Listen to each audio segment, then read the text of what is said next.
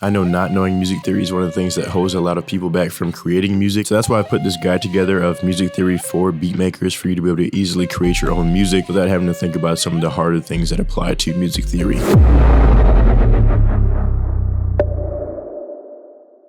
What's up, y'all? My name is Kelton Hunt, and welcome to the Wavebenders music channel, where you can figure out all the information about music production and songwriting all in one place. So I've taken 4+ years of music theory, and I can honestly tell you that you do not need everything that's in music theory to be able to make beats or produce for other artists. So we're really just going to talk about some of the basic 3 things that I feel like apply, which are going to be scales, chords, as well as rhythm. So the big overarching thing that music theory actually is it's really just the language of music. It's a system of rules and principles that help us to be able to create, perceive, read the music that's put before us so that it is consistent no matter where we go or who it's written by. So the first concept we're going to talk about is scales. And so scales help to provide a set amount of 7 to 8 notes so we can easily communicate to someone who's playing it or singing it that these are the notes that you must play no matter what. Anything outside of this won't match. So we're just going to look at a basic scale. We're going to look at C major, which has no flats and no sharps in it. And that means that there's no black keys in it, essentially, right? You just play all of the white keys. So if we're looking at a C major scale, these are all the 7, technically 8 notes once it repeats in the octave that are in this C major scale. So C, D, E, F, G, A, and then we have B and C as well. If we're looking at a song, for example, and if you play, let's say, a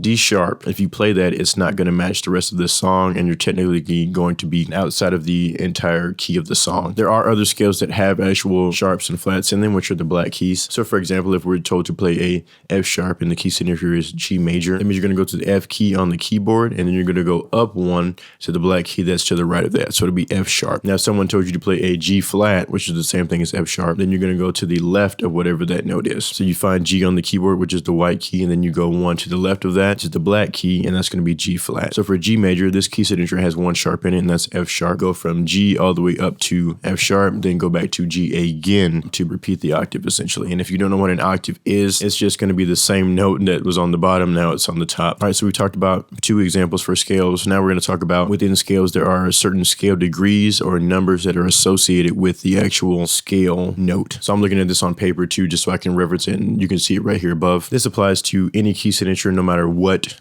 So this will be to all of them. Every scale is based off of a tonic or root note you'll hear too, which is the 1 of these scale. So if someone tells you to play the 3rd note in the scale of C major, that's going to be an E note, right? That you know immediately to play. And these scale degrees help us to easily identify the notes, but also help us to build chords later on, which we'll talk about soon. The last thing I want to talk about with scales is that there's a set formula that you can use when you're putting together a major scale and a minor scale. So here's the formula up here so you can look at it as well of how you put together a major or a minor scale. What you're seeing now is just a lot of W's and H's, but these are actually what's called intervals. And more simply put, intervals are just the distance from one note to the second one. If you see whole step, that means technically 2 half steps. So 2 single notes you'll move to be able to go to that next note. And a half step is just 1 note. So a major scale is just compiled of this order right here, which is going to be 2 whole steps, 1 half, 3 whole steps, and then another half step to be able to put together a major scale based off of any root note whatsoever. In a natural minor scale, you'll start with the whole step, then do half, 2 whole steps, 1 half, then 2 more whole steps to be able to create a minor scale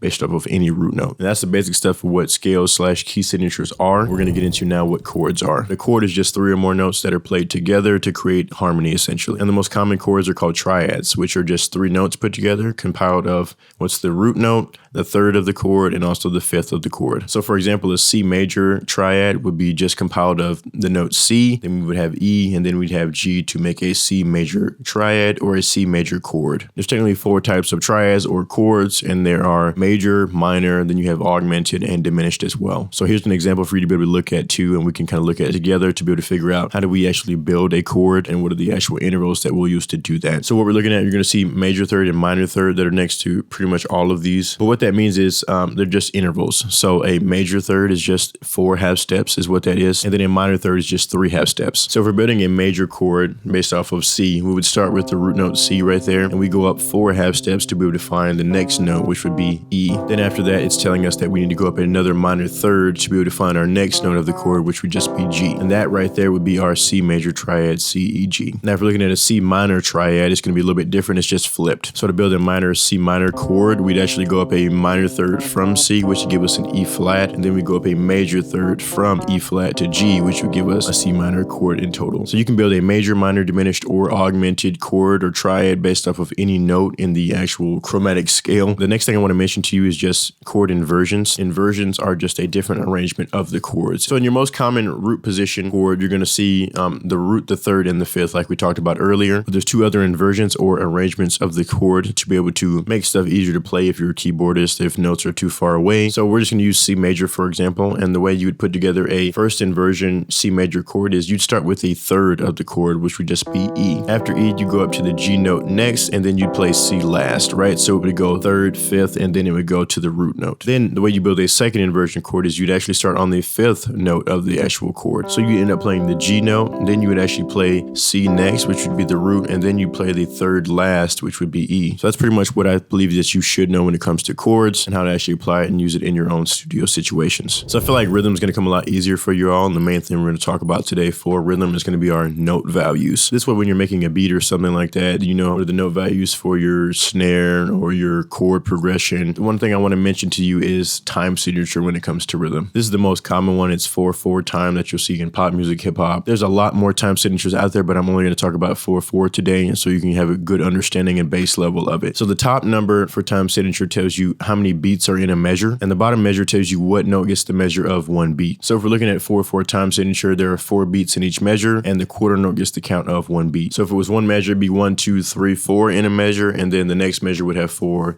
and then so on, however many measures there are. So we're going to go through the note values and how much they're worth. I'm actually going to play examples too of how long they sound, as well as to get an idea of what it kind of sounds like.